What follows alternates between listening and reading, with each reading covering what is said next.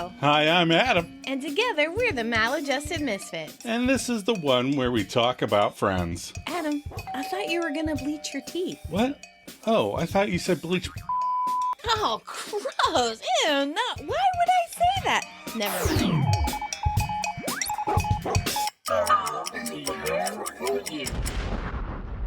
Welcome, Misfits, and hello to any new Friends fans that have stumbled across our podcast. Every week, we rewatch the next episode in sequential order because that makes the most sense. And we break it down. And look up trivia.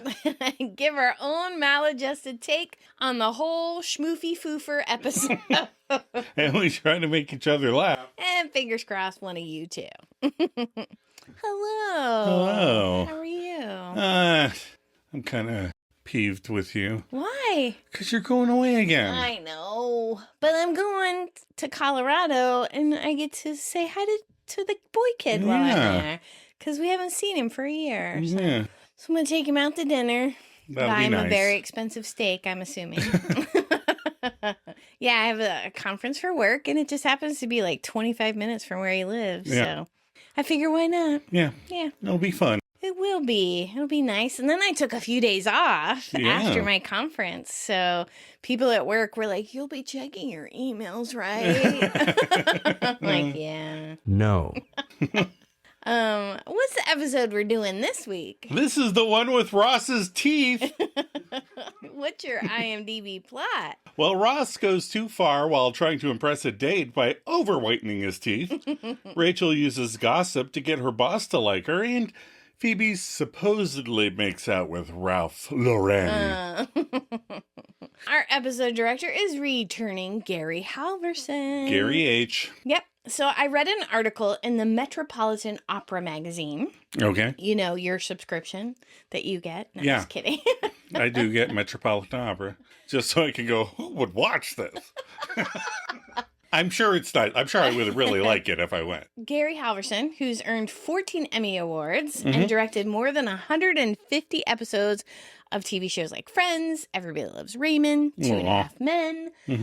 He sees his role as the perfect synthesis of his decades of experience. He said he studied piano when he was young. Okay. And then spent his career directing everything from award shows to sitcoms and the Macy's Thanksgiving Day Parade.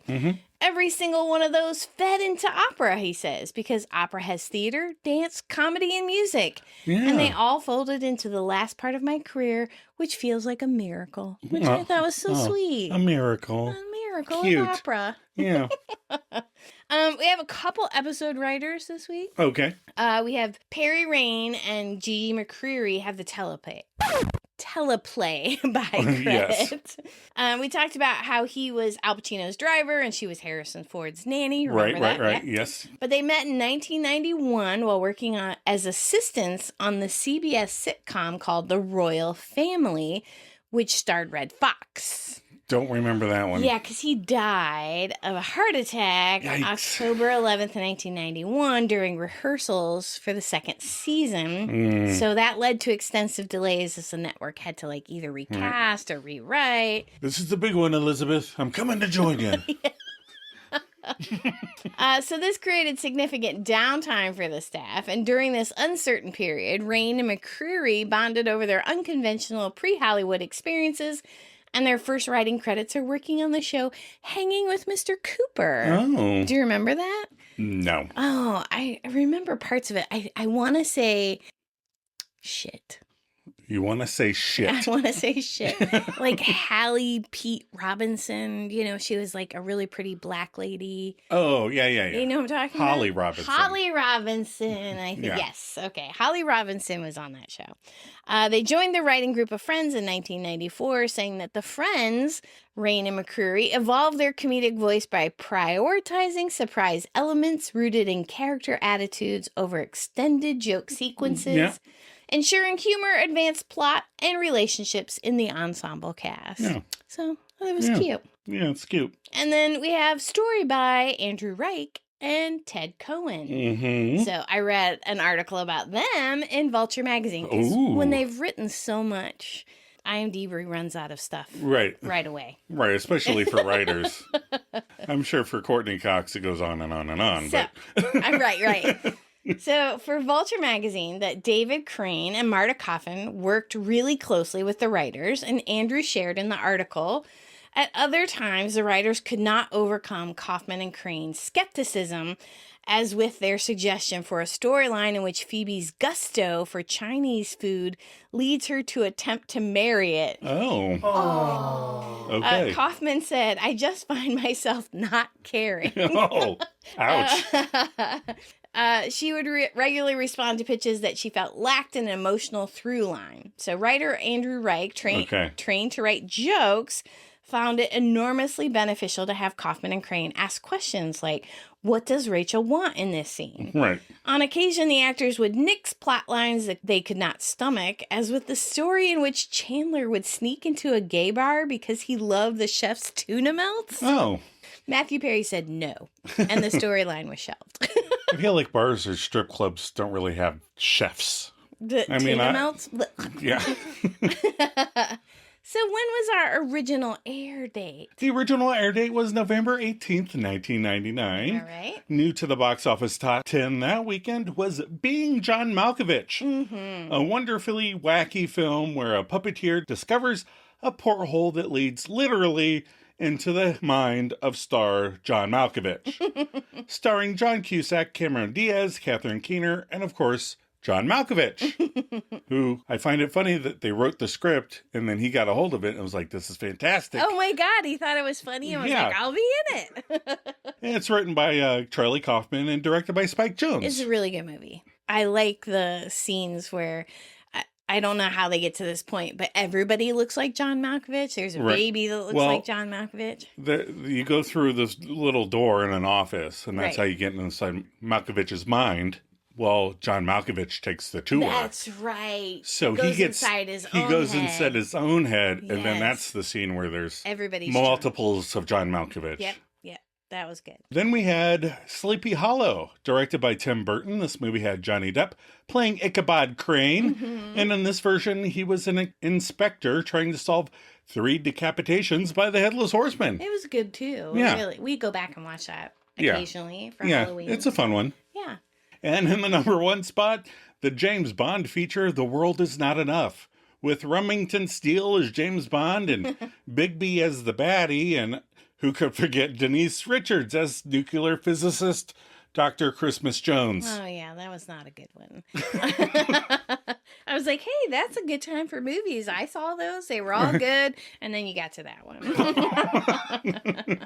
All right. Are you ready for some trivia? I am ready. All right. Well, we have Ralph Lauren playing himself in this episode. Yes, we do. He probably came with Elle Macpherson. Get it? He's a designer. She's a model. Oh, clever. Yeah. Nice. Yeah. Anyhow, I read lots of articles this week. Oh. And this article said he only has 2 lines and both the same thing. Hi, Kim. Right. According to the article, the limited speaking role wasn't by choice. It was practical. Oh. Unfortunately, the producers realized very quickly that poor Ralph was not comfortable acting. What? So his dialogue was kept to an absolute minimum. That is brand new information. It passed because Ralph Lauren was very mysterious. You didn't know that much about him, so him not talking was great, but is this still the article, or is this you? No, just me talking. Okay.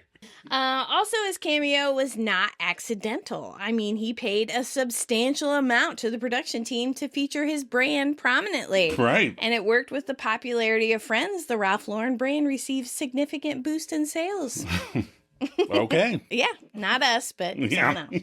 Janine mentions Anne Geddes as the artist who completed the portrait on the wall in her and Joey's apartment. I didn't know this, but Geddes is an Australian artist who created those stylized portraits of babies. Oh, yeah. I didn't know that. You didn't know she was Australian? No. This episode is mentioned in the NCIS episode Escaped, when the character McGee accidentally overbleached his teeth. Denozy tells McGee, you don't watch Friends, do you? Same thing happened to Ross. You could have learned from our friend's mistake. I like funny when they do that. Yeah. Okay, so I'm going to try and get through this. Okay. If not... Do you want me to read it? No, okay. I'll try. Okay. I'll try. Okay. So the episode is dedicated to Gail Joseph. Gail Joseph, yes. Right? It's at the end of the episode. Yeah. She's a former NBC publicist who worked on the show as part of the network's comedy division and passed away a few weeks before the airing of the episode. Okay. Just power through. Her niece would later write a piece in the New York Times, lots of articles I read this week, on how her grief for Joseph's death led her to meeting David Schwimmer. Okay. So I'll put in the link to the article in the stories because it was a really good read. Okay. Gail died by suicide. Aw. And she had a special affinity for David Schwimmer. I'm going to fight the impulse to make a joke to lighten the mood. Okay. She even named one of her cats Rupert because apparently David would use that name when he'd check into hotels. That's funny. Rupert, which I thought was cute. So when she passed, her niece went to see David Schwimmer speak at a seminar. She got on a plane, flew all these miles, and she waited in a really long line to speak to him. And she said, "Hey, I'm Gail Joseph's niece." And he goes, "Oh, of course I remember Gail." She was great. And we really loved her. And he put his hand to his heart and he said, "She felt like family. Thank you for giving me the chance to think about her again." Cute. Yeah, that's enough trivia for today. That's all the trivia you're going to get. All right. I'm just going to move on to episode reactions Yeah, while you take a minute. I got it. Okay, well, for those that didn't care for Elle McPherson's acting last week, she comes off as Sir Anthony Hopkins compared to Ralph Lauren, who can't stand in an elevator convincingly. Lucky for us, Ross and his teeth steal the show because this is one of the few times I want to give Chandler a nice, hard Archie slap. If you don't know what an Archie slap is, go watch Guy Ritchie's Rock and Rolla. Yes, he does deserve an Archie slap. So, poor Ross. I mean, this man cannot catch a break this season or the series. I mean, this is a funny episode. I really like the ones that he brings on himself. Right. Speaking British to his class. Yes. Lying to Rachel. Whitening his teeth. Tanning. Yes. All those things. I love when he's doing it to himself. So there's some really great one-liners in this. Another one where I wrote down several one-lines for my favorite. But yeah, the feminine attack on Joey and from Chandler of all people. I know. Who it's I don't weird. think of anyone thinks of him as a guy's guy. Nope. Hello, 2 copies of the Annie soundtrack was a bit uncalled for, that whole thing. Yeah. The Ralph Lauren storyline is funny, and the elevator scenes, it's like he hates you. It's really good Yeah, stuff. that's fun stuff. All right, are you ready for some favorites? Yeah, Joe, what's your favorite line? I like when Rachel goes, "Oh, you're setting Ross up with someone? Did she have a wedding dress?" It's just a throwaway line. It's pretty funny. So funny. They like getting those jabs in there. They do. And I'm going with Chandler, even though a lot of this episode he annoys me. He still got my favorite line. He goes, "Yeah, what was wrong with your old human teeth?" Which I do that joke a lot. I go, "What was wrong with your regular human blank, blank, blank?" Favorite moment, I love the Joey and Janine with the towel, the curling iron scene, and we say it's dry, It's dry. all the time. Yes. It's clean. It feels different. It's dry. My favorite moment is when Phoebe sees the teeth and shouts, "Demon! Demon!" Ross is like, "Oh, you're being silly." And then Phoebe comes in and screams. Favorite outfits, I did like Rachel's gray skirt and blue shirt in the opening, and Monica's orange hoodie. I like her top, but not the white pants. Okay. How can anyone wear white pants and not have 1,000 They looked stains? more khaki to me. Okay. It's just too light for me. Yeah. Anyhow, I landed on Phoebe's flower shirt, the purple flower shirt, and orange skirt that she wore when she was making copies at Ralph Lauren. I just really liked it. It was very colorful. Right, and I'm going with the fashionista himself, Ralph Lauren, in his lumberjack businessman outfit. He even had his sports jacket collar up like my gay grandpa used That's to do. right. Your gay grandpa used to wear 2 polo shirts and pop both those collars. Both the collars, yep. Well, it was the 90s. He was a very nice man, He too. was He's very sweet. Very sweet. And his partner was the sweetest. Yeah, we miss them both. Theme 1. What, are we just going to cry this whole episode? No. Theme 1. Bleaching your teeth to impress your date. So this reminds me of when we met and your mom was driving us somewhere. Okay. Because we were like 16 years old and neither one of us drove. So she had to drive us when we first. I think I was 15. That's true. You were old enough. You just weren't. I just didn't want to. So she knew that from the very get we were smitten, or like she used to say, Twitter-pated from Bambi. Right. Remember? Yeah. Mm-hmm. And she tried to tell us one time when we were in the car that we shouldn't fall too hard, too fast for each other. Because she said, right now, you're wearing your Sunday best. Right. That we're being polite and sweet and agreeable and looking our absolute best. But that wears off eventually and we see your Saturday worst. Cheeto dust on your cheeks, messy rooms, unkempt hair, so on. So basically, don't get too excited until you get to see the real version of the person. And you turned to me, and do you remember what you said? Of course. What'd you say? I was like, I'm like this all the time. There isn't anything else. And you said, yeah, that was pretty much how you are all the time, too. Yeah, so I guess the theme is to just be yourself, and they will love you or not. But if you go in with bleached teeth, people will call you Damon! That was a long way to go, but yeah, nice. Thanks. Theme 2, feminine traits in a man. Oh, really? I got this one. Okay. You want me to take it? No, I can do it. I mean, who cares? Does that work? I mean, I guess that worked, sure. But seriously, Misfits, we don't care. I mean, maybe it's a generational thing because, a lot of these old-timey gender-based characteristics are getting phased out, like bad British accents. Right, yeah. But I don't think that it's as big of a deal now as it was then. No. And Chandler's one to talk. I mean, come on. Exactly. He's got 2 copies of Annie, like I said. I mean, if it was... Not even Joey or Ross have a leg to stand on. I'm sorry. Joey more than anybody else. Right. I was actually thinking outside the series. Like you need like a Tim Allen kind of guy. Okay. A guy's guy. Yeah. Drinking beer and hanging up drywall. Right, the tool man. You need that guy to make fun of you for flowers. Yeah. Theme 3, lying to impress your boss. I mean, it's kind of like the first theme. It's going to come out. So, yeah, I don't do things to impress my boss. They basically just get impressed on their own. Oh, just kidding. Just kidding. Damn, mic drop. She's gone. And theme 4, making out with Kenny the copy guy. You can do that if you want. Actually, anyone with long hair, be wary. Hey, I resemble that remark. Just try a little harder. Be a cut above. Maybe don't make out with the first person that says they're Ralph Lauren. That's true. Maybe say, hey, Ralph, I want to see an ID. ID, please. All right, we're going to take a quick break before we break down the episode.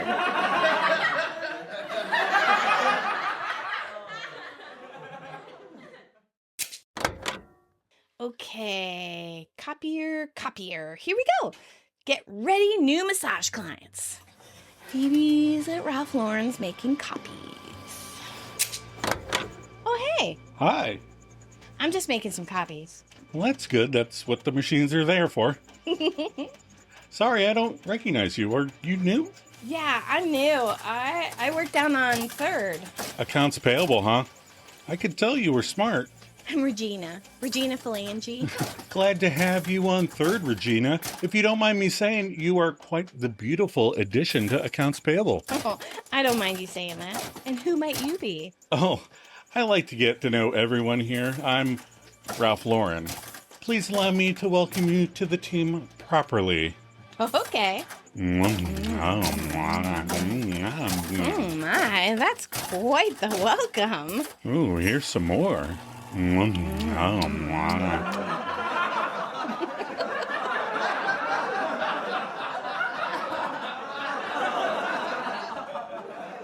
right, we're back. We're back.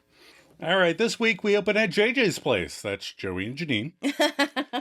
Joey is there answering a knock at the door. We can see the Magnadoodle is a guy in the desert with a camel. Really? Yeah. Oh, I didn't see that one. Yeah. It's Chandler at the door. Joey hays him, and Chandler gets playful here. He goes, "Hi, my name's Chandler. I just moved in next door, and I was wondering if you'd be interested in battling me in a post-apocalyptic world for control of the galaxy's last remaining energy source." I do like the way he says that. He's always asking his friend to play video games. Yeah. And Joey smiles. He's like, "Sure, neighbor, come on in."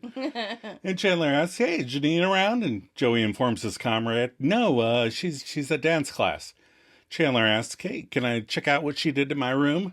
And Joey affirms, but gives a warning. "Yeah, don't go through her stuff. She gets really mad." I can't think of why. Right. I don't know anybody who would like you to go through their things.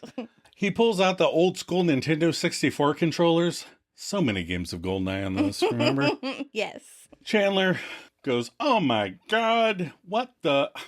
It's like a guy's never lived in here. Look, you've got to be careful. This girl thing is dangerous. It's spreading already." Do you think Chandler is projecting a little here? Like he's trapped in the girly apartment across the hall with Monica? Oh, maybe. Yeah, I was just wondering. I think he maybe kind of hoped that Joey's would remain in like a man cave. Yeah, Like yeah. he'd get another guy roommate. Right. Or he has a fundamental misunderstanding of how rooms work. That's right. Whoever lives there gets to decorate. Right.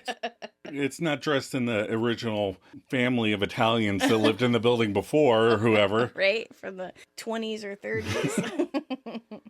Joey's like, Is it spreading?" And Chandler's like, "Yeah. Is this your pretty pink pillow on the couch?" Joe's like, "No."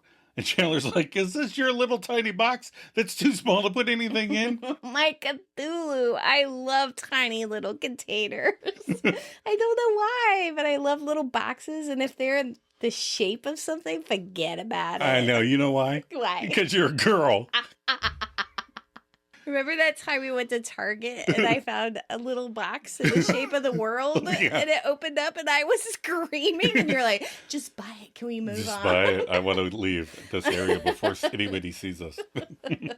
Janine sure brought back a bunch of crap from Australia. Yeah, that I'll get there. Joey goes, "No." And Chandler goes, "No, this is not a good thing, okay? You're a guy, okay? This is a guy's place.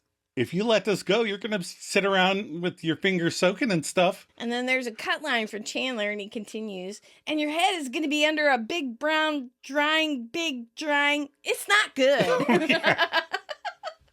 I like the fingers soaking and stuff. Remember the old Palmolive? Palmolive commercial where they're like, "Ladies, the dish soap is good for your fingers." You don't need anything else.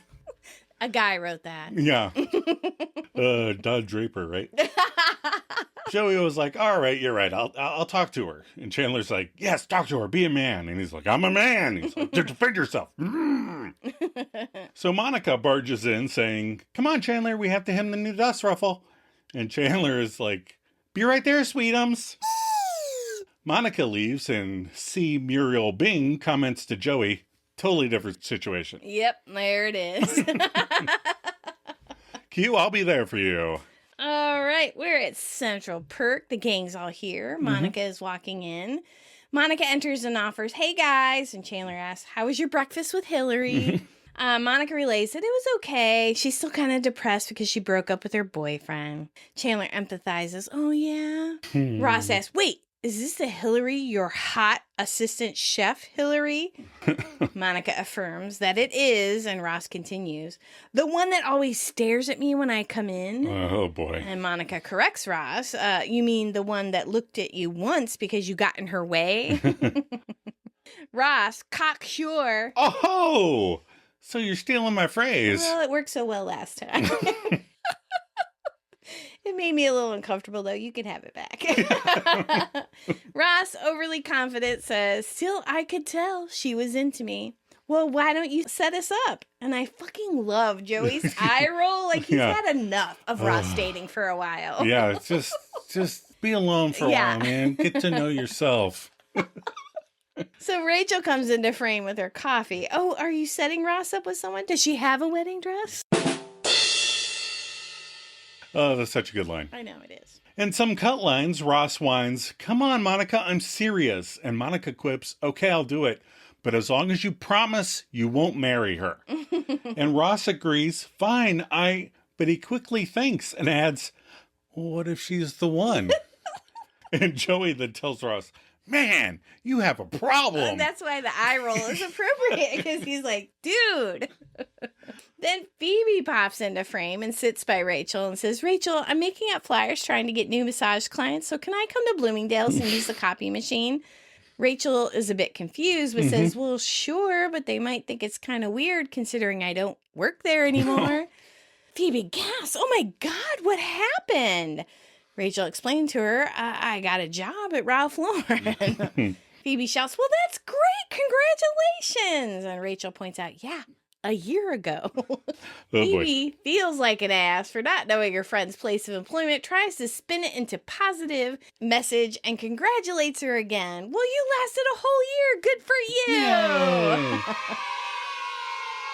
Rachel explains, but Phoebes, you can still use the copy machine where I actually worked, but just come by at lunch so my boss doesn't see you, because Kim really will freak out, and she already doesn't like me very much. You know, that Kim, she doesn't seem like she likes many people. No. And Chandler agrees. That's weird. I don't think my boss likes me either. Really? Doug? He loves you. Doug loves him. Yeah. Or is it Doug's boss that doesn't like you? Yeah. Maybe it's Doug's boss. Monica also chimes in. Yeah, I don't think mine likes me either. And Ross questions, maybe it's a universal thing. And Joey points out, or maybe it's because you're hanging around here at 11:30 on a Wednesday. Oh, snap. They just got trivia-onied. He's like, dudes, I'm the only one that doesn't have a job. Chandler gets up. Yeah, let's head off to work. Monica agrees. We should go. Yeah. And they all head out. Mm-hmm. So now we're at Rachel's office. Phoebe walks in, returning Rachel's key card with a thank you. Rachel says, sure. And Phoebe then tells her pal, you're not going to believe this, but I was in the copy room making copies, and Ralph Lauren came in. Why are there always terrifying dolls in Rachel's offices? Or do I just find dolls terrifying? I think you've watched too many doll-themed horror movies, and now you find dolls terrifying. Okay. But they are terrifying.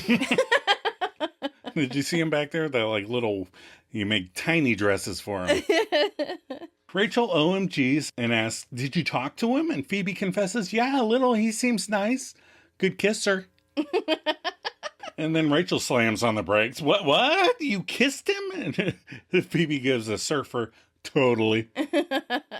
Rachel wants her to be joking. Phoebe, are you serious? Because sometimes it's hard to tell. Phoebe gives some deets, all excited. Yeah, I was in there and he came in and introduced himself. And next thing I know, we're making out. You know how it is. I don't. Rachel queries, Phoebe, I mean, you do know he's married. And Phoebe answers with a dry, no. And Rachel starts in, Phoebe, but Phoebe jumps in with a defense. What am I supposed to do? Ask every guy I make out with if he's married? Yes. Then she realizes, no, yeah, I should. Yeah. It's a good call. All right, we're back at Joey and Janine's apartment. Joey stares at a picture of a baby on the wall. Yeah, I remember this picture from the 90s. Yeah. Yeah. This is the wall that one scene earlier had their dartboard on it. Yeah. So she took down the dartboard without talking to him. Yeah, she's a ballerina, but she's ballsy. So Janine comes out of her room and greets Joey with a hey. And Joey acknowledges and asks, hey, can I talk to you for a second? This kid in this picture, do you know this kid? Is this like a relative or something? Janine shrugs it off. No, I just thought it was cute. Is anyone else put off by Janine's shirt with the flowers on her breasts? I didn't notice. They're just a little too prominent right there. Yeah, they're not low enough to be like, oh, but they're not high enough to be, it's weird. I'll have to check it out. Joey, for some reason, looks like a foreman on a job site to me. You know, maybe it's the lack of belt and the way he says, yeah, that's what I was afraid of. That sounds like a contractor thing. Yeah. Okay, look, Janine, I really want you to feel at home here, but some of this new stuff, it's too girly. Too girly. Janine asks, oh, like what? Joey points out, like this, pictures of cute babies we don't know. We can't have that. Oh. Janine shares, Joey, it's Ann Geddes. She's a famous artist. Joey says, look, I don't know this baby, and I don't know if she's a famous artist or not. Oh. And take a look, because I think Elle is genuinely laughing at that scene. She might be. But Joey continues, you know, I don't want to be a jerk, but you're changing too much around here. And Janine apologizes. Well, I'm sorry. I just thought I'd try to make the place look a little nicer. Joey's appreciative, but says, yeah, but it's too much stuff. Like you got the candles and the foofy schmoofer. The spoopy smoofer. I don't use that as a descriptor now. Yeah. We need to start referring to Eleanor as a foofy schmoofer. You got a thing here, and over here you got a picture of a watering can. Janine starts, well, I just thought, and Joey cuts her off. I'm sure it's a famous watering can, okay? But come on, and what is with the really hot stick in the bathroom? Janine's now starting to get indignant, says, it's a curling iron. Joey says, oh, well, yeah, that's okay then. Gee, thanks. But okay. My towels, for instance. I come into the bathroom here, and my towel's not on the floor where I keep it. And I love this little pantomime of the towel being on the floor. Right. I kept it here on the floor by the toilet. Gross. Yeah. And then I wiped off with it. It's up here on some hook, and it smells different. Janine sings songs. It's clean. And Joey questions, well, it feels different. She sings songs again. It's dry. It's dry. Joey tosses the towel down, and Janine goes to fold it. All right. I can make my peace with the clean, dry towels. Also, what's with these chips that you bought? Janine stops him. No. It's potpourri. You're supposed to smell it. Joey picks up the bowl and takes a deep breath and whimpers. Well, that's like summer in a bowl. It's like summer in a bowl. All right. Then we join Rachel at the elevator at the Ralph Lauren offices. Rachel gets on to find her boss Kim there, Miranda pre-sling some dress drawings. Rachel greets her boss, who gives a without paying any mind. So, I handed in that marketing report, and I never got to hear your thoughts on it. And Kim gives a distracted, I didn't read it. Oh. Sounds like your old boss. Yeah. Rachel tries again. Wow, so the spring line is really going to be great this year. And Kim mumbles, yeah. Rachel switches it up to gossip, which I don't think she's supposed to be doing this year. Yeah, I thought she had a New Year's resolution. So I heard that Ralph Lauren fooled around with somebody in the copy room. And Kim immediately hits the stop elevator button. Then she hones in on Rachel like she's never honed before, saying, tell me everything. And Rachel smiles. She's loving this. That's right. She's gossiping and has her boss's attention, which you want for some reason. I don't know. Then we go to Central Perk. Monica and Chandler on the couch as Ross walks in, haying them. Oh my God, there's a sweater vest! Numero duo! It's official. He takes that suit jacket off later and reveals it is a sweater vest. Yay! I paused for applause. Mondler hays back and Ross asks, what's up? And then flashes them with a smile. But it's not just a regular smile. His teeth are white, super white like paper or snow or a ghost. The Chandler, who is shocked, responds, oh my God. Monica just flat out asks, what happened to your teeth? And Ross admits, I whiten them. And then he flashes that ghostly smile. Chandler gives a sardonic, really. Ross, not picking up on the sarcasm yet, goes, yeah, what do you think? And he smiles more, showing off the light that you're supposed to head toward after you die. Towards the light. It's the light inside the clown it when he opens it. Right. Oh, the deadlights. His teeth have the deadlights. Monica jokes, well, I think I shouldn't look directly at them. And Ross, who by season 6 is used to being the butt of many jokes, demands, come on, seriously?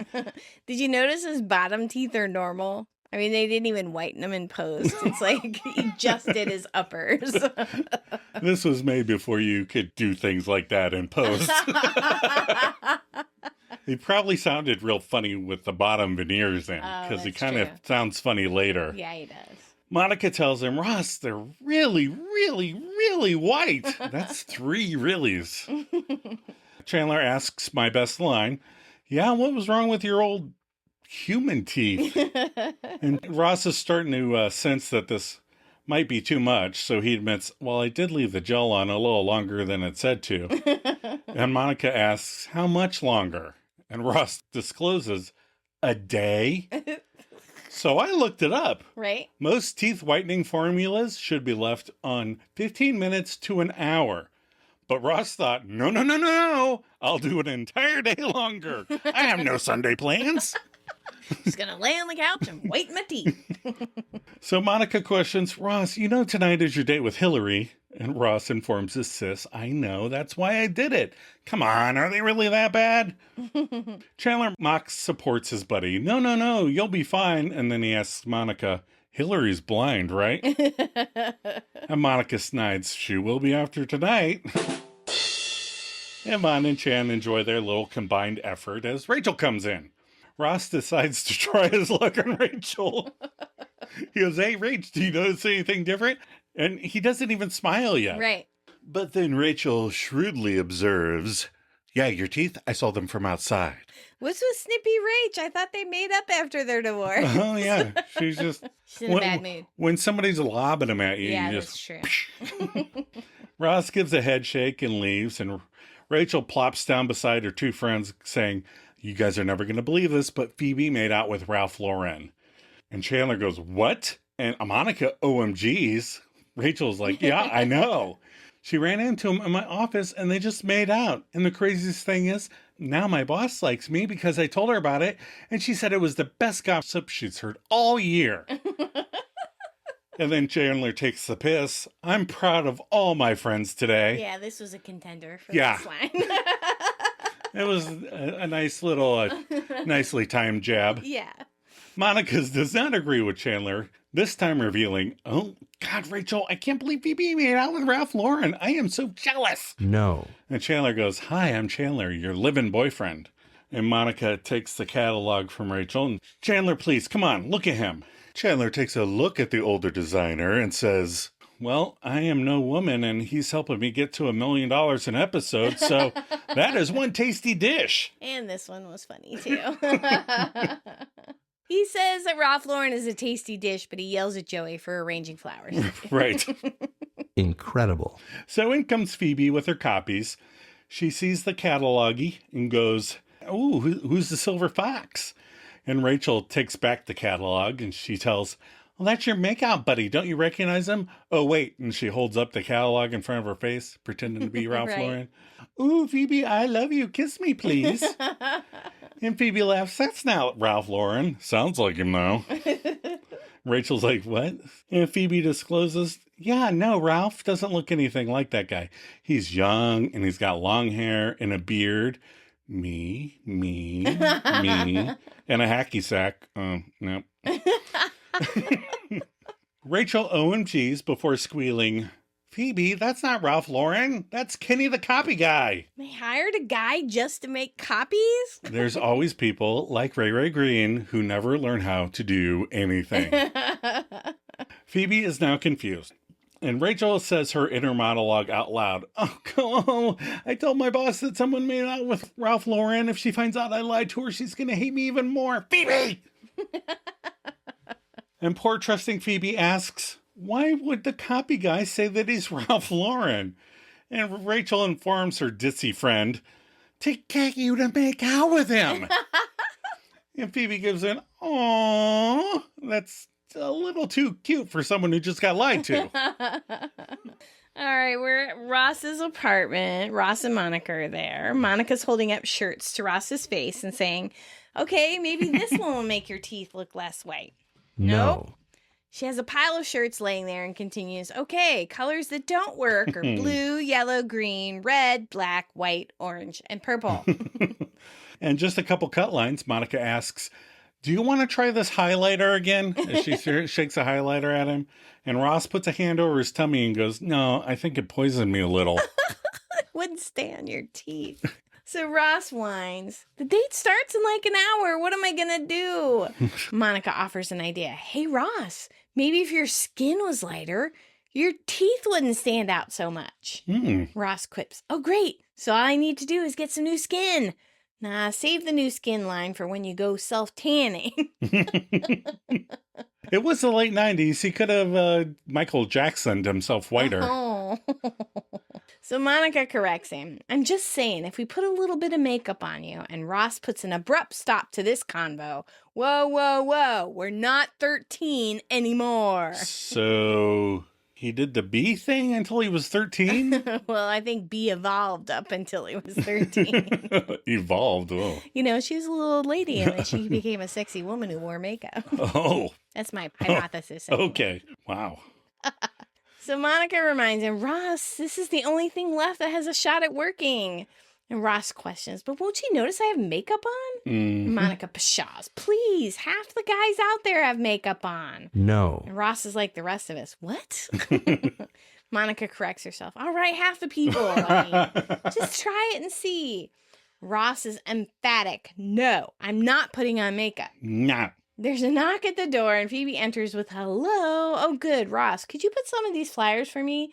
Ross turns to Phoebe and smiles as he takes the flyers, and Phoebe jumps back, covering her face, and screams, oh, demon, demon! To which Ross holds out his hand for the makeup. Yeah, give me the makeup.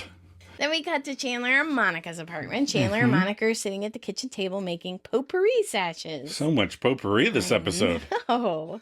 Monica instructs, now our drawers will smell nice, and we didn't waste these pantyhose. Chandler says, yes, God forbid we throw out old underwear. You know what? I'm going to go over to Joey. He hates recycling. He hates women. So Monica says, wait, we're supposed to organize the wrapping paper drawer. You have a wrapping paper drawer? Oh. In New York City? Such real estate being taken up. Chandler stands and continues, yes, but I feel like I've really gotten in touch with my feminine side enough today. And then he starts to get defensive. You know, I think we're 2 sachets away from being a lesbian couple. He throws a sachet in the bowl. Monica agrees, you know what? This has been kind of a girly day. You're right. I'm sorry. Chandler apologized. No, it's okay. I feel like I need to be in a guy's place. You know, do kind of like a man thing. A man thing. You could have just been playing Video games while she was making the potpourri socks. Monica uses her Doug voice. Did you notice that? Oh, yeah. Go over to Joey's and drink some beer and hammer up some drywall. Chandler corrects her. You know, when guys hang out, they don't just drink beer and hammer up drywall. And Monica laughs and offers, when girls hang out, we don't have pillow fights in our underwear. No, no, no. Chandler looks stunned and hurt, and Monica immediately apologizes. I'm sorry. We do. I don't know why I said that, as she reassuringly hugs him. Although a bunch of girls hammering up drywall would be hot. All right, buckle in, everybody, because we have a series of short scenes in quick succession. Here we go. First, we're at Joey and Janine's. The Magnadoodle camel has been replaced by a unicorn with rainbow and hearts. Janine even made that girly. Yeah, so camels are for boys and unicorns are for girls. Or Deadpool snuck in and did that. That's true. He loves unicorns. Did you know in the comics, Deadpool is pansexual? Take that, 90s sitcom tropes. Chandler walks in to find Joey and Janine are happily sitting at the kitchen counter, knitting. Joey greets them with a, hey Chandler, come on in, we're knitting pot holders. And Chandler snaps, no thanks, Josephine. Oh. And then he leaves. As Jar Jar Binks would say, how rude. Chandler wanders across the street to Ross's apartment and barges in with a, hey Ross, I was wondering if... But he finds Ross applying the makeup for his date, and he cries out, oh my God, where are all the men? Then Chandler goes to Vegas to see his father, and no! He did not. No, instead we have the elevator at Ralph Lauren for the second of 3 times this episode.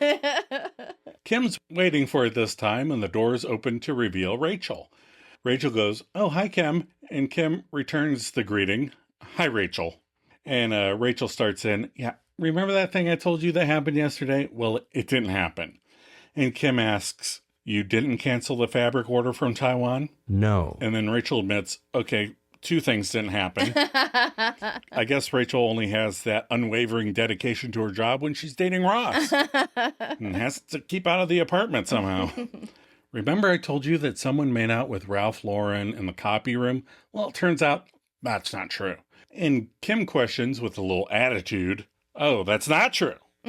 And Rachel's like, nah, I have this stupid friend. But Kim cuts her off. Oh, that's interesting, because I checked, and only one key card was used to access the copy room yesterday during lunch, and that key card belonged to you, Rachel. Oh. And Rachel starts to panic. No. Oh, God, you think I made out with him? Yes. Kim takes on a more authoritative tone. Listen to me. If you think sleeping with Ralph is going to get you my job, you are sadly mistaken. And Rachel fumbles over her words. I don't want your job. I don't. Oh, this is such a mistake. I did not make out with him. Nobody made up with him. I didn't use my key card yesterday. I don't even know how to use my key card. I just have Kenny do all my copying. See, that's why Kenny's there, to do copying for the people that don't know how to hold up their name tag to a thing. Then elevator stops, and who should walk in but the man himself, Ralph Lauren. Kim says, hi, Ralph, and Ralph Lauren goes, hi, Kim. All right, he's not that bad. As he hits the elevator button, he likes eyes with the camera. Yes, he does. And he does not let go. Right down the barrel. These three remain in that awkward dead silence you get on elevator rides until Ralph gets off the elevator and the doors close again. Kim expresses, yeah, nothing happened. You could cut the sexual tension in here with a knife. And Rachel has a look like, whatever, toots, Jesus Christ.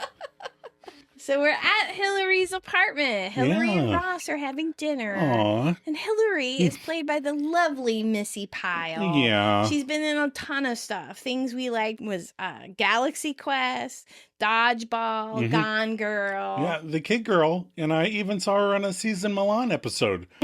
She was going to help with her dog. Aww. She seems like a lovely person. Right. She's so sweet. You said the kid girl. Did you know that? The kid girl? Oops. Hillary's in the middle of a story, finishes, and after that, what could I do except become a chef? And Ross avoids opening his mouth with a Hillary continues, and someday soon, I hope to open my own restaurant. Ross again, Hillary tells Ross, you know, you're a really great listener. Most guys I go out with, they just talk and talk. And Ross agrees. Hillary laughs. After a while, it's like, shut your mouth, you know? Ross laughs through closed lips.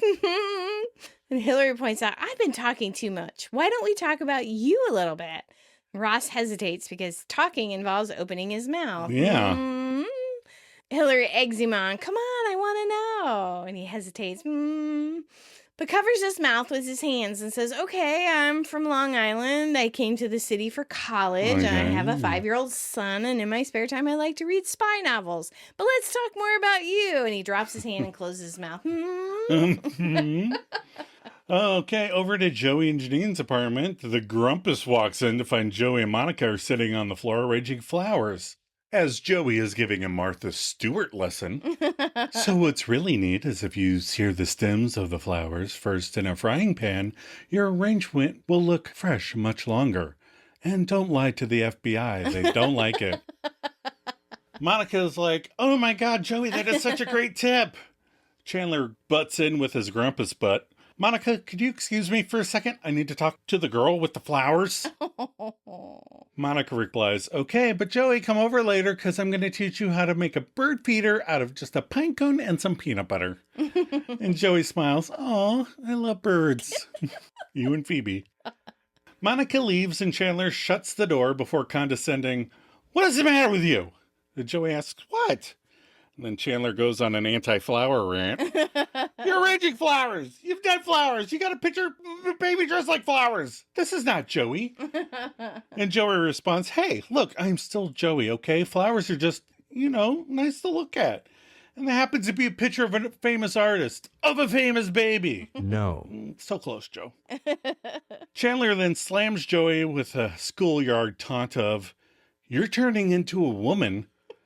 And Joey gets his panties in a snit over that. He's like, no, I'm not. Why would you say that? That's just mean. Chandler gets pretty snobbish for a guy in a sweater vest going, now I've upset you? What'd I say? And our poor bullied Joey replies, it's not what you said, it's the way you said it. And then he hears the girliness of it in his reply, and he OMGs and goes, I'm a woman! Aww. And patriarchy wins again. Boo! All right, we're back at Central Perk. Phoebe and Rachel are there.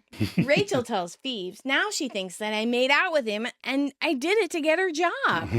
And Phoebe asks, why didn't you just tell her the truth? Rachel points out, I did, but she doesn't think anyone would be stupid enough to confuse Kenny the copy guy with Ralph Lauren. I like the sassy attitude she puts in there while tearing her Splenda open. I know. Phoebe steps on her soapbox. Well, hey, what if Kenny were the real brains behind the whole company? You know, what if Kenny hired that Ralph Lauren guy to be the pretty front man, huh? Did you ever think of that? No. Rachel concludes. You were with Kenny today, weren't you? She makes a nice long beat staring at her, too. I love it. Phoebe giggles. Just for a second. Rachel bemoans. Oh, Phoebe, what am I going to do? And Phoebe opines. Well, the only thing you can do, sleep with Ralph Lauren. Rachel quips. I'm not going to sleep with Ralph Lauren. I mean, I could, but I wouldn't. Phoebe gets an idea. Ooh, sleep with Kenny. Rachel corrects. That wouldn't help me. Phoebe smirks. Oh, yes, it would. Oh, goodness. Kind of weird, but okay. Sharing a guy, no judgment. And I like Rachel's little head tilt and smirk. Like, I know what that means. Back to Hillary's apartment. Hillary and Ross are ready to move along to dessert. So every time I read the name Hillary, I don't think of Hillary Clinton. There's a movie Top Secret with Val Kilmer. Oh, yeah? Like an airplane-esque I remember spoof. that. Yeah. Yeah. And the main girl's name is Hillary. And he goes, oh, what does it mean? And she's like, in German, it means she whose bosoms defy gravity. Hillary tells Ross, I've had a really good time tonight. And Ross does his mouth covering, And Hillary goes, I rarely connect with someone this much on a first date. Ross goes, and he reaches for some bread to cover his mouth. And he goes, me neither. I've had a really good time, And he sets the bread back down. Hillary finds this strange, therefore asks, are you going to eat that bread? I love the way she says it. And Ross relifts the bread, sticking it back over his mouth, under his nose. Oh, I just like the smell. I like the smell of bread, too. Who doesn't? It's funny, our high school was right across the street from a bread factory. Yeah, it was Wonder Bread Factory. Yeah. And after lunch, I'd have a full stomach sitting in geometry class with my inhumanly boring teacher, and the smell of baking bread just wafting in the windows, and I would fall asleep. And they'd wonder why. Yeah, it's the Wonder Bread. Back to Friends. Hillary smiles, you make me laugh. Ross goes, Hillary propositions, would you like to move over to the couch? And Ross gives a, Hillary suggests, maybe I'll turn the lights down a little. And Ross covers his mouth with his wine and makes a suggestion of his own. How about all the way? Hillary agrees, okay, and she turns out the lights as Ross wanders across the room to find a couple of 60s blacklight posters lit up. Ross comments, wow, cool poster, or should I say, groovy poster. Ross has apparently never been on the Alice in Wonderland ride in Disney World while wearing a white t-shirt because alarm bells would have been going off in his head right now. For sure. Ross sits down while saying, so where were we? As he turns, we all find out that Ross's teeth show up in the blacklight. It looks as if he's been snacking on a plutonium fuel rod before dinner. Hillary gasps, are those your teeth? These fake veneer teeth must be thicker than the others because this is where Schwimmer sounds a little bit funny. Yeah. He's like, oh, you can see them? And Hillary is like, yes, Father Mucker, they're insanely white. And Ross feebly explains, I did that for you, which is like the worst explanation. Right. Hillary asks, what is the matter with you? And Ross jumps up braying, what's the matter with me? You've got a blacklight. It's 1999. And he shakes his head in disgust while still displaying his teeth for us, the audience. Yeah. So would you have gone on the date with Hillary and shown up and been like, look, I bleached my teeth. I left it on way too long and my teeth look crazy, but I didn't want to cancel our date. But if it's too much, we can reschedule. Right. I mean, I went on that one date with you, and then we never broke up. So I keep forgetting. So hypothetically, if I was going to be asking somebody out, I feel like I would just naturally take the self-deprecation avenue of, okay, look, I'm outside the door, but I whiten my teeth. They're too white. If you don't want to go out with me, I understand. But I didn't want to not show up for our date. But on the off chance you have a blacklight poster in your living room, I want to share the details. All right, we're back at Ralph Lauren for the elevator scene again. Yeah. Rachel gets in and Kim is there. Rachel greets Kim. Oh, good. Hi. Kim snarks. Hi, Rachel. Oh, I've been meaning to ask you, have you seen the new Ralph Lauren sheets? Oh, what am I thinking? Of course you have. How long you been sitting on that one, Kim? I was trying to think of what Phoebe said. About a half an hour. Right. Rachel is a bit stunned, but brushes it off. Okay, look, I'm sorry that I lied to you before. You were right. Ralph and I were an item, but we're not anymore. I think Rachel is doing a callback to last week when we picked on them all for lying so much. Right. Or this is just her go-to move. Yeah. So you can't figure out how to get back in her good graces, so lying is going to help. Yeah. So Kim, intrigued, goes, oh, really? And Rachel goes, yeah, he dumped me. He said, Rachel, I can't do this, even though you are a very, very, very beautiful woman. She rated herself with 3 varies. Very, very, very beautiful. I can't do this. I'm married and I'm sorry. And then I don't know why, but he said, and you will never get promoted, especially not above Kim, who is an integral cog in the Ralph Lauren machine. There's another saying I don't say much. No. I need to say integral cog more at work. Yeah. I'm more of a vital sprocket kind of guy myself. And Kim is like, pshaw, you expect me to believe, but then the door's open and Ralph steps in. She greets him. Hi, Ralph. Ralph Lauren responds, hi, Kim. Then dead silence again until he gets off the elevator. Once he steps off the elevator, Kim shouts, oh my God, he just gave you the coldest look I've ever seen. It's like he hates you. Wow. Then it's true. And Rachel pretends sobs. Of course it's true. And it hurts so bad. Kim, now empathetic, wraps Rachel into a hug. Oh, honey, come here. Oh, it'll be okay. We've all been there. Rachel questions, you and Ralph? Kim shrugs. Kenny, the copy boy. Oh, boy. Kenny. So did Kim make the same mistake, or did she just dig those sweet hacky sack skills? It's the long hair, it's cute. Well, I can't argue with that. It's very, very, very cute. Now the tag. We're back where we started at Joey and Janine's apartment. Joey paces, waiting for Janine. She walks in with a hey. Joey hays before, I need to talk to you. And Janine asks, what's the matter? Are you upset? And in a couple cut lines, Janine asks Joey, would you like me to get a pint of ice cream and 2 spoons?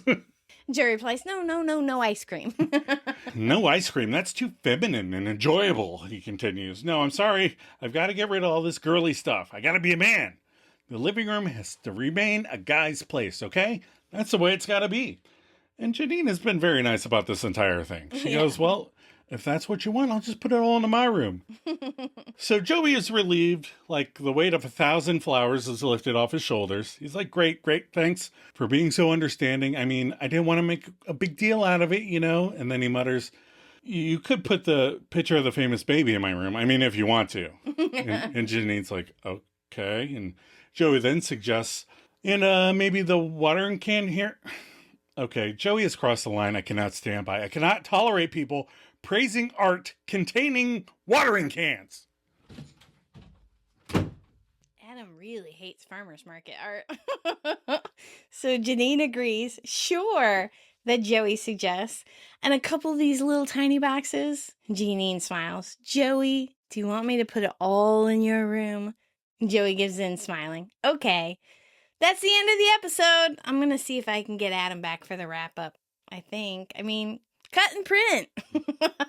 We're going to take another short break. Maybe we'll be back.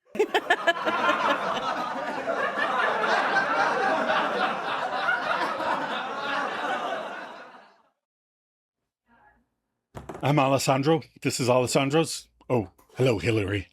Hey, boss man, is Monica in her office? Yes, remember, we take the Discover card now. Will do. Hey, Monica. Hillary, hi. How'd the date go? What is wrong with your brother? Oh my God, I told him his teeth were too white. Yeah, they were kind of scary. What, did he leave the whitener on for a full day longer than intended? Oh my, yes, that's exactly what he did. What a dork. The biggest dork. Sometimes he just gets a little in his own head. I'm so sorry. I'm a little concerned that you didn't warn me. We're getting along so well before I saw his teeth. I know, but he told me that you have a blacklight and blacklight posters, so you're kind of a dork too, right? I'll admit they are an eccentricity of mine, but they were actually introduced to me by my ex, and I haven't had the nerve to take them down yet. Oh, again, I'm so sorry it didn't work out. Did he mention that he yelled at me for over an hour after that about some woman he was on a break with? I couldn't keep focus. His teeth were flashing like a strobe light, which I also have one of. Oh, he didn't mention that part.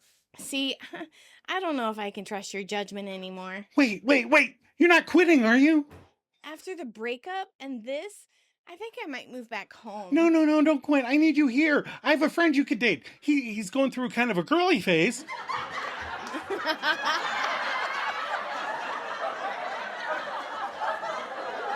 are back for the wrap-up. I'm back too. I was just pretending. I had a joke about Joey suggesting Janine hang her thongs in his room to dry, and Joe didn't like it. And yet you still mentioned it. Yeah. So, what did we learn from this episode? Joe, what did you learn? I learned that Phoebes is loosey-goosey with how long she knows someone and makes out with them. Yep. No judgment, just something I learned. Yep. Okay. I learned that sometimes Chandler gets his man period. They all do. He and Joey should have just played GoldenEye. He would have had much more fun. Oh, wait. I need 3. Had much more fun. And Joey, stand up for yourself. If you want to wear panties and make bird feeders, don't let Muriel around. And oh yeah, Rachel's boss, Kim, kind of a dum-dum. I think a lot of those mean bosses are covering that they're kind of... Yeah, that's the rule. Didn't you know that? They don't want you to outshine them. What are your final thoughts, Adam? Well, when using medical hygiene products, read the labels and use those products accordingly. You don't want to go all half-cocked like a Geller. So, Joe, are you going to use half-cocked next week now? We'll see. So it's said that there's a love language that is teasing based. Oh. It involves lighthearted, witty joking that shows closeness, security, and deep, intimate understanding of your partner. You tease someone because you love them, because you're 100% comfortable with that person. Kind of like us, Yeah, or at least right. me toward you. And those that don't have that love language think people are being mean. So basically, all that was to say that the creators, writers, and producers love Ross. I love him. I love him. They tease him relentlessly. All right, get to the next part. Oh, yeah. What's our sweater vest tracker, Adam? Well, the prior count was 1. Yeah. The episode total was 1, so we're And up to 2. 2 sweater vests. We All right. doubled our count for the season. And we're only on episode 8. So we said the Magnadoodle tracker. I totally missed the guy in the desert with the camel. Oh, here. I think I have it on here. Let me show you really quick so you can... Yep, it's a guy on a camel. And the drawing of a unicorn with a rainbow and hearts, Yep. which is really cute.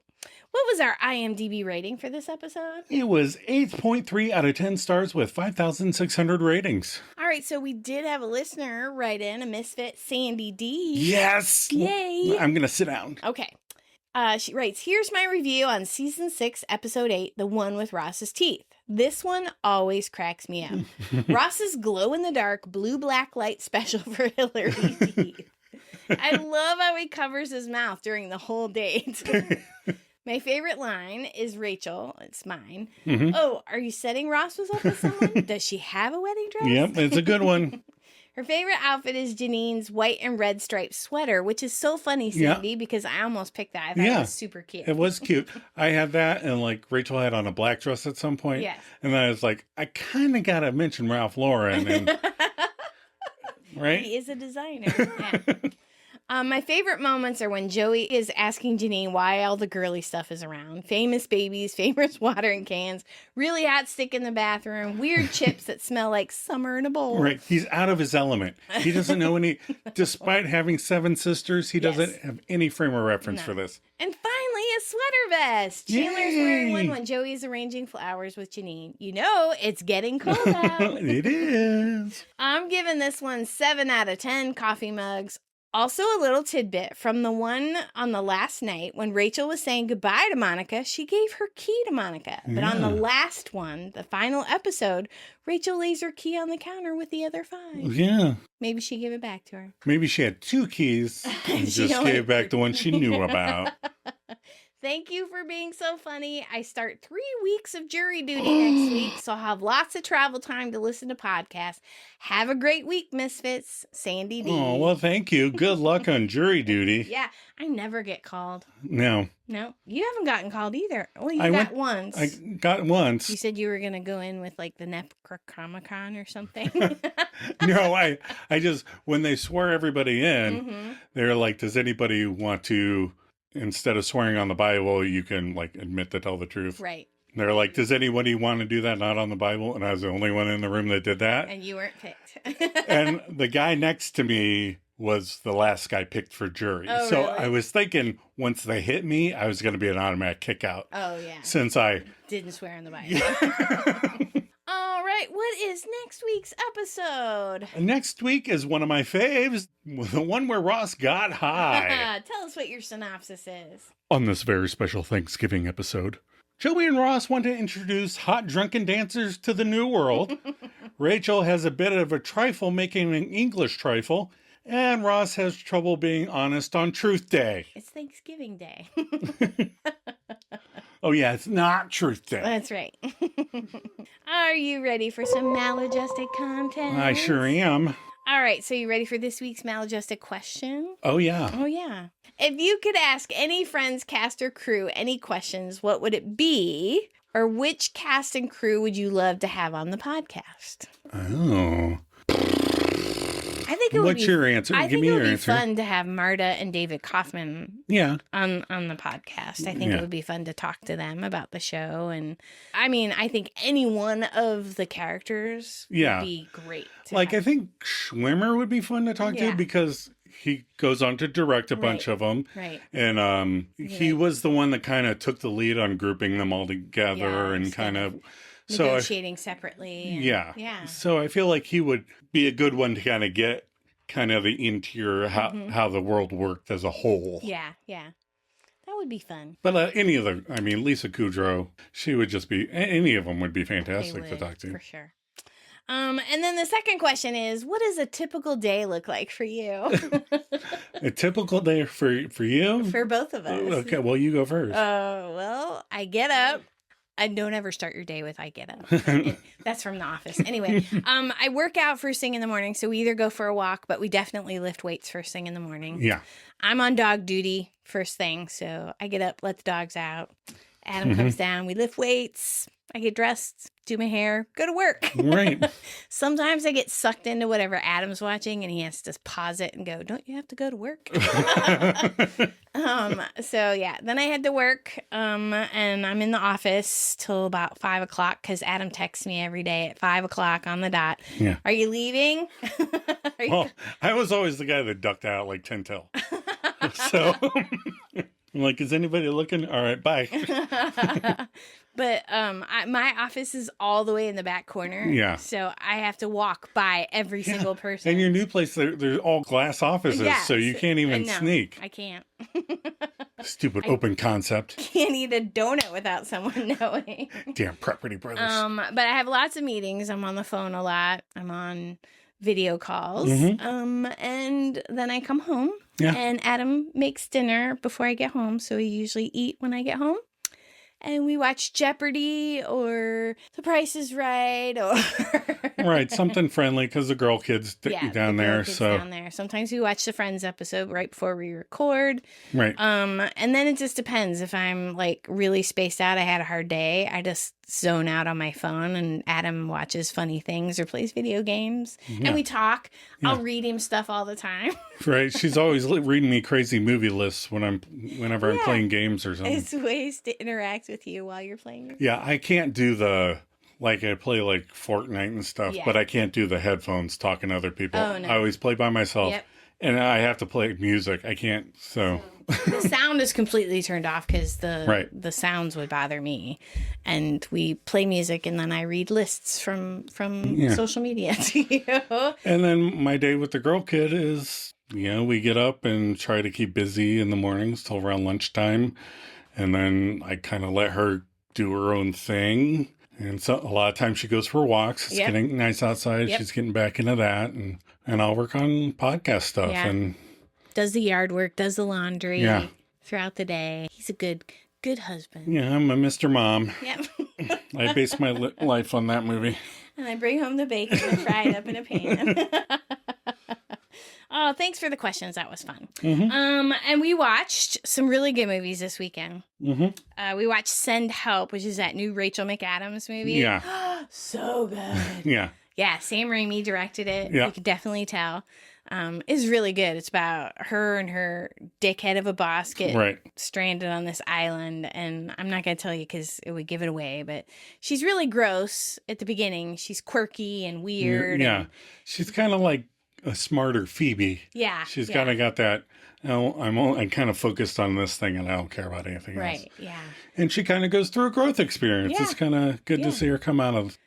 And the boss stays a dick the whole time. Oh, yeah. He's just a loathsome. He's loathsome. Loathsome. Then I watched Wuthering Heights because I kind of wanted to see that. Right. And you were like, I have to kind of be in the mood for it. So, well, when I'm not in the mood for something and, we try to watch it, I'm like, I don't like it. Right. So I try to be, because when I give things, like I love Devil Wears Prada and stuff like that, but I just can't turn it on willy-nilly. If I'm on my man period, it's not good. That's the time you want to watch it. It's got a lot of sex in it. That's about it. And I feel bad that the way they treated each other. So yeah, I told Adam because he always sleeps in on Saturdays, and I take the dogs downstairs and watch something girly, usually house shows like HGTV. But I watched this, and it's like a music video. That's how it was shot. It was like you saw the red hallway. It was like lacquer painted red. Right, but I like when things are super dramatic. Yeah, and it just didn't fit the period of the movie. Things were way too clean. So, like, comparably to Frankenstein. Yeah. Frankenstein's super realistic and dirty. And I think of like... but it still has those glowy red things and the new Frankenstein. Yeah. All right. I haven't seen it, so I'll take your word for it. Adam's been trying to get me to watch Barry Lyndon, which we watched till intermission. So that was really good. Yeah. It's funny. Yeah, it's really funny. I enjoyed it, but it's like 3 hours long, so we broke it up. Yeah, I didn't want to commit you to the whole 3 hours right away because you've never been. You're always like, I was like, you just watched Wuthering Heights. It's 2.5 hours. It's a period drama like that. Yeah, we were watching period dramas, and then we finished the weekend with Ready or Not 2, yes, which is really good because Ready or Not was really really good. Yeah, Samara Weaving, and Ready or Not 2 picks up like right when Ready or Not finishes. Yeah, if you saw Ready or Not, the end scene of her walking out of the house is the beginning of the movie. Yeah, so it was really good. Yeah. It was fun. Yeah, it's fun. So it was a fun weekend. Yeah.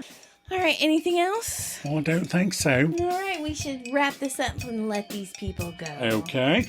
So we're so glad you stumbled across our podcast. If you are enjoying it, please share it with other friends, fans. Or maybe rate it and or leave a review. If you want to contribute your thoughts or reactions to the podcast, send us your musings, and we may share them on that episode. You could also write just to say, hey. Come on, we'd like to hear from more of you misfits out there.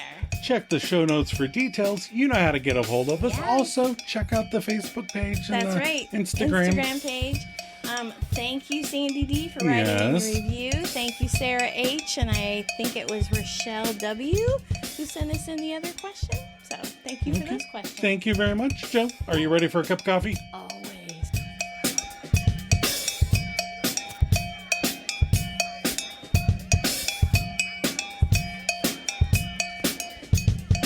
What if Kenny hired that Ralph Lauren guy to be the pretty front man, huh? You ever think of that?